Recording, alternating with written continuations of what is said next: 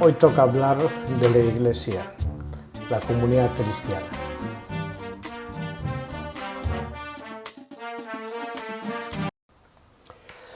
La palabra iglesia viene del griego. Eclesia, tuceu, es como se pronuncia en el Nuevo Testamento. Eclesia es una palabra que viene del ámbito jurídico y significa literalmente asamblea reunida en acto. Por tanto, es un grupo que se reúne convocado para un motivo y con una finalidad. Esta expresión, este vocablo, es acogido por las comunidades cristianas primitivas para hablar del grupo que se reúne, de quiénes son, para identificarse socialmente. Son una asamblea reunida.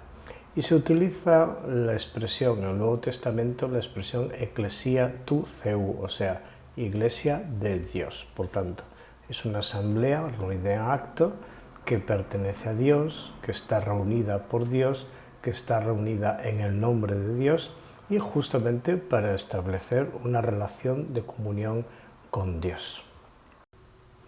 El Lumen Gentium 26, que es la constitución dogmática sobre la Iglesia del Concilio Vaticano II, cuando se habla de la Iglesia se habla desde la concreción de la comunidad cristiana concreta. Esto es muy importante, porque la Iglesia no es una intelequia, no es una idea, no es un a priori, sino que es una realidad tangible, identificable inmediatamente. ¿Cómo se constituye? Pues se constituye a partir de comunidades pequeñas, que a veces son frágiles, a veces perseguidas, pero el hecho de que haya una pequeña comunidad cristiana reunida en el nombre del Padre, del Hijo y del Espíritu Santo y que celebra el misterio de la fe y lo anuncia, eso es la Iglesia, ese es el núcleo fundamental de la Iglesia y en esa comunidad acontece la totalidad de lo que la Iglesia es. Esta visión del Lumen Gentium 26 es enormemente importante porque supera una visión piramidal donde se consideraba la Iglesia como una simple sociedad perfecta, equiparable, pues yo qué sé, a un imperio o a cualquier otra estructura política, y no tiene nada que ver.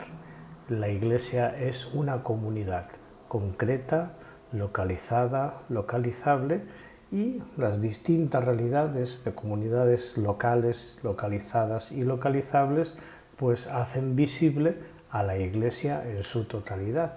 Pero la mirada no es de arriba abajo, sino justamente de abajo arriba. Vamos a explicarlo mejor. Dice el concilio: la Iglesia de Cristo está verdaderamente presente en todas las legítimas reuniones locales de los fieles que, unidas a sus pastores, reciben también en el Nuevo Testamento el nombre de iglesias. Ellas son, en su lugar, el pueblo nuevo, llamado por Dios en el Espíritu Santo y en gran plenitud. En ellas se congregan los fieles por la predicación del Evangelio de Cristo y se celebra el misterio de la Cena del Señor. En estas comunidades, aunque sean frecuentemente pequeñas y pobres o vivan en la dispersión, está presente Cristo, por cuya virtud se congrega la Iglesia, una, santa, católica y apostólica. Fijaros, la Eucaristía es el punto donde se expresa qué es la Iglesia.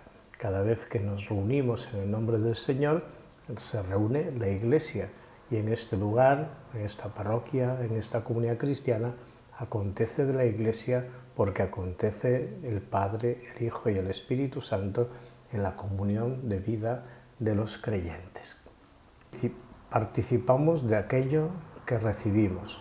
Lo que recibimos es a Jesucristo, somos constituidos como hijos de Dios, tenemos el Espíritu Santo, por tanto estamos en comunión con Dios. La Iglesia es el grupo, las personas que se reúnen en concreto porque están reunidas en el nombre del Padre, del Hijo y del Espíritu Santo. Fijaros en Hechos 2, 1, 41. Es un texto importantísimo. Ahí se repite, por lo menos 4 veces, una expresión impresionante. Epi, to, auto. ¿Qué significa? Significa Que la comunidad cristiana está hablando concretamente de los apóstoles que están reunidos en el cenáculo. Este es el episodio de Pentecostés y dice: reunidos los discípulos epi to auto, es decir, esa expresión indica lo siguiente, que están reunidos. ¿Quiénes? Los creyentes. ¿Dónde? En un lugar. ¿Y qué hacen allí? Pues están unánimes, lo tienen todo en común. ¿Y cuál es el objetivo de esta reunión? La salvación. Fijaros, estos son los elementos constitutivos de la Iglesia, de su ser, de su naturaleza, de su identidad. Es una reunión concreta de creyentes, no de cualquier otra cosa, no de cualquier otro tipo de personas, en un lugar, por tanto, concreta, localizada, localizable, no es una idea, es una realidad tangible, palpable, experimentable. ¿Y qué hacen allí? Tener un solo corazón y una sola alma, estar unidos en una comunión única donde lo comparten todo, especialmente la fe, es decir, el don del misterio pascual, el don de la salvación proporcionada por Jesucristo, y también a su vez saben que están enviados a anunciar esa misma salvación. En el relato de Pentecostés se habla de la acogida de la totalidad y de la diversidad humana en la comunión del Padre, del Hijo y del Espíritu Santo. Y los apóstoles, los discípulos que están reunidos en aquel cenáculo, son el embrión, el punto de partida histórico de ese acontecimiento extraordinario que llamamos Iglesia. Quien crea la Iglesia es Dios mismo, es una acción del Padre, del Hijo y del Espíritu Santo. ¿Y quiénes integran la Iglesia? Pues los hombres y mujeres que creen en Jesucristo, que reciben el Espíritu Santo por el bautismo y se incorporan a la filiación divina en una relación única con el Padre. Pero es que el Padre, el Hijo y el Espíritu forman parte también de la comunidad. No es que sea una comunidad de Dios, donde Dios no tiene nada que ver con la comunidad, al revés, es la comunidad que Dios reúne y de la que Dios forma parte, porque los miembros de esa comunidad también forman parte de su propio misterio, de su propio ser, por el bautismo, es decir, por la participación en el misterio pascual de Jesucristo. Ya tenemos varios elementos importantes para reflexionar. La Iglesia es una realidad dinámica, es una realidad humana, visible, tangible. Se la reconoce porque hay un grupo que se reúne en concreto, hay hombres y mujeres que siguen al mismo Señor, a Jesucristo, y por tanto no es una realidad oculta, están ahí delante de la vista de cualquiera. Es una realidad donde son convocadas personas, donde hay personas que participan y donde hay personas que realizan una misión. Y a la vez es una realidad divina. ¿Por qué? Porque proviene de Dios, es una acción de Dios. El primer fruto de la salvación que Jesucristo ofrece en su muerte y resurrección es justamente la Iglesia. El don de Pentecostés pone en marcha el nuevo pueblo de Dios. Por tanto, la Iglesia tiene una constitución divina. Está constituida por hombres y mujeres, pero también está constituida por el propio Dios. Por eso la Iglesia es expresión, es manifestación, es rostro de Dios en cada tiempo y en cada lugar. Y por eso mismo la Iglesia es una realidad que se hace, que se está haciendo, que va creciendo, que va evolucionando con el tiempo y de acuerdo a las experiencias históricas, pero también de acuerdo al soplo del Espíritu Santo y a la presencia viva de Dios que forma parte de este pueblo nuevo nacido de la Pascua. Es un pueblo de Dios, el nuevo pueblo de Dios, que es un todo único, porque forma parte del misterio de Jesucristo, forma un cuerpo con Cristo. Es una comunidad sacramental. ¿Por qué? Porque es signo e instrumento de salvación en Cristo. y es un signo y un instrumento de salvación para todo el género humano. Tiene un significado, tiene un porqué, tiene una acción eficaz sobre la historia humana para transformarla de acuerdo al proyecto del reino de Dios. Es una realidad continuadora de la identidad del Israel antiguo, del antiguo pueblo de Israel, del pueblo de Dios, el pueblo de la antigua alianza. De hecho, hay una continuidad histórica entre ese Israel y la Iglesia. Tanto Israel como la Iglesia forman un todo. Israel en el tiempo del Antiguo Testamento, la antigua alianza, la Iglesia en el tiempo de la nueva alianza. Y la dinámica interna de este pueblo de Dios es el mismo desde siempre, incluido el del Antiguo Testamento, que es la dinámica del reino de Dios, la implantación de la salvación que Dios otorga al mundo. Se pertenece a este pueblo por el bautismo, es decir, por la configuración con la persona de Jesucristo, Dios y hombre verdadero, el Hijo de Dios, por la participación en su misterio pascual, gracias a este sacramento admirable que es el bautismo, que nos introduce en la comunión con el Padre, con el Hijo y con el Espíritu Santo. Somos hijos de Dios, revestidos de Cristo y del Espíritu Santo. Visto de otra forma, este pueblo de Dios, que es la Iglesia, funciona desde la dinámica de la alianza en que Dios establece con su pueblo: yo seré tu Dios, tú serás mi pueblo, que es la promesa de la salvación del género humano, la recuperación de la relación de comunión entre el ser humano y Dios. Tiene una dimensión trinitaria, es decir, estamos fundidos en el misterio del Dios vivo, del Dios que se ha revelado Padre, Hijo y Espíritu Santo. Por tanto, decimos que la Iglesia es una realidad teologal, pertenece al ámbito de Dios, al ámbito de lo divino. Tiene una dimensión comunitaria de la fe. Respondemos personalmente ante la llamada de Dios, pero automáticamente, desde el momento en que entras en contacto con Jesucristo, entras en contacto con todos los que sigan a Jesucristo.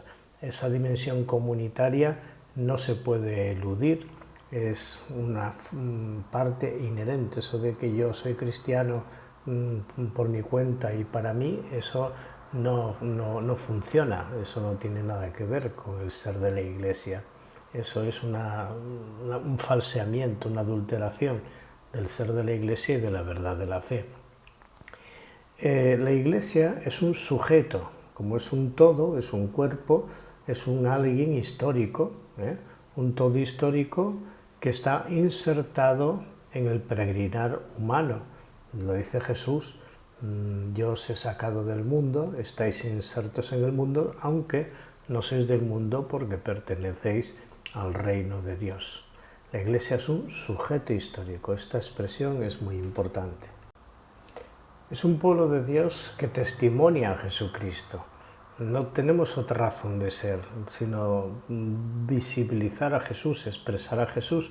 Esa es nuestra responsabilidad, nuestra identidad, y cuando la falseamos, pues faltamos a la verdad de lo que somos. Es una realidad solidaria con todos los hombres y mujeres. No somos bichos raros, ni estamos para condenar a nadie ni para señalar a nadie, sino justamente para ofrecer a todos la verdad del Evangelio. Estamos en esta realidad insertos en los problemas y dificultades de cualquier persona humana, pero tenemos una dinámica interna que actúa desde el ser mismo de la historia para transformarla conforme al Evangelio. Y justamente la Iglesia es una realidad, un pueblo de Dios enviado. No estamos cerrados sobre nosotros mismos, no somos una secta, no somos un lobby, no somos una organización política o ideológica, sino que tenemos un servicio que prestar, el servicio a la salvación del género humano. Y la salvación consiste en que el hombre y la mujer recuperen y entren en la dinámica de su pertenencia a Dios, de su ser, imagen y semejanza de Dios, de su participación en la realidad de Dios, del cual han venido y al cual se dirigen. La Iglesia es una. No hay 300 iglesias, hay una sola Iglesia. Esa unidad sustancial viene dada por el hecho de estar reunidos en el nombre del Padre, del Hijo y del Espíritu Santo. La unidad viene por el hecho de que solo hay un Dios, solo hay una fe, un bautismo. No somos cristianos porque nos guste el Papa o por tener devoción a Santa Rita o por ser admiradores de Lutero o de cualquiera otra de las grandes personalidades que ha habido en la historia de la Iglesia. No, absolutamente no. Justamente la unidad de la Iglesia viene por el hecho de que es Dios quien la funda y solamente hay un Dios, solamente hay un Cristo, solamente hay un Padre, solamente hay un Espíritu Santo, una fe, un bautismo, por tanto, una única entidad a la que se puede llamar legítimamente Eclesía, Iglesia de Dios. Esto denuncia las anomalías de las divisiones. Las divisiones existentes en la Iglesia a lo largo de la historia, las más simples, pero también las más graves, son contrarias a la voluntad de Dios. Jesús lo dice en el capítulo 17 de San Juan, que sean uno, como tú y yo, Padre, somos uno, para que el mundo crea que tú me has enviado. Esta nota característica de la Iglesia denuncia las divisiones. Las divisiones históricas, todos los grandes cismas, el de Oriente, el de Occidente, toda la etapa de la Reforma y Contrarreforma del siglo XVI y cualquiera de las divisiones de última hora, son una anomalía y son fruto del pecado de todos aquellos que rompen la unidad conforme a visiones completamente parciales. No es el momento ahora de hablar de cada una de esas divisiones, lo podríamos hacer, eso pertenece más a un curso de historia de la Iglesia, pero la realidad es esta.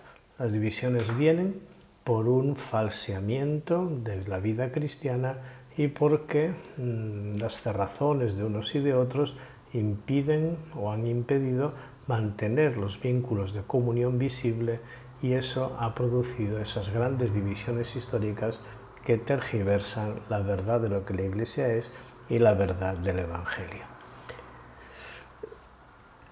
La Iglesia es santa.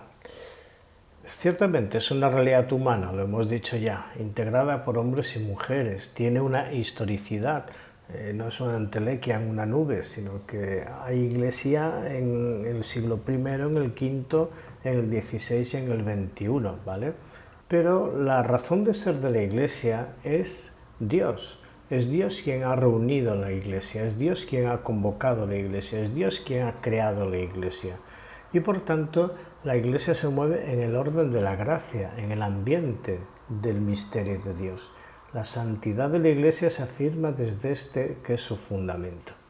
Y esto también pide una contrapartida, que la Iglesia, ya que tiene una parte humana, está llamada a una dinámica de reforma constante, una dinámica en la cual no nos tenemos que quedar en nuestras transgresiones, en nuestros pecados, en nuestros errores, sino que hay que buscar siempre el acomodarse a la santidad de Dios, el buscar ser reflejo de la santidad de Dios, porque la naturaleza de la Iglesia es Dios y por tanto la santidad no solamente es una nota característica, sino que es una llamada fundamental para que cada creyente de forma personal y de forma institucional trabajen y se esfuercen en el camino de seguimiento de Jesucristo, superando todo aquello que no es Dios. Por tanto, la santidad de la Iglesia es una llamada a un desarrollo, y un desarrollo que tiene a Dios mismo como protagonista y como motor. Dirá San Pablo en la carta de los Efesios, hasta que Dios sea todo en todos. Decimos también de la Iglesia que es católica. Una palabra muy impresionante, muy bonita, que tiene mucha carga y mucho contenido. Estamos destinados a la salvación. Todos los hombres y mujeres estamos destinados a la salvación. Estamos llamados al encuentro con Dios, a la participación en Dios. Todos, esta totalidad, esta acogida de lo plural en un todo, es parte de esta expresión de lo católico. Hay dos palabras, dos expresiones que lo explican. En griego, kataholos, que significa en orden a la totalidad. Aparece en el Nuevo Testamento. La Iglesia está llamada a la totalidad de la salvación, a la totalidad del reino de Dios, a la acogida de todo hombre y mujer y de las distintas pluralidades humanas en la unidad del Dios vivo. Y otra expresión, kazos, que aparece también en el Nuevo Testamento, de un modo particular en San Juan y de un modo más particular en el capítulo 17, hace relación a la comunión trinitaria. La expresión es como tú y yo, Padre, somos uno, que ellos sean uno. Este como no es una expresión de comparación. Este árbol es como aquella casa. No, es una expresión de relación íntima. El Padre, el Hijo y el Espíritu. La comunión trinitaria es el modelo sobre el que se construye la comunión humana. Y por tanto la expresión kazos hace referencia a la llamada al ser uno, del cual Jesucristo insiste. El Padre y yo somos uno. Si cumplís mis mandamientos, el Padre y yo vendremos y enviaremos el Paráclito y seréis uno. Es decir, esta tendencia al unum, es decir, a la comunión con Dios, forma parte de la dinámica de la catolicidad. En definitiva, el que la Iglesia sea católica, esta nota, habla de la comunicación de Dios, el Padre, el Hijo y el Espíritu Santo, que comunican su vida y su ser a todo hombre y mujer que creen en Jesucristo.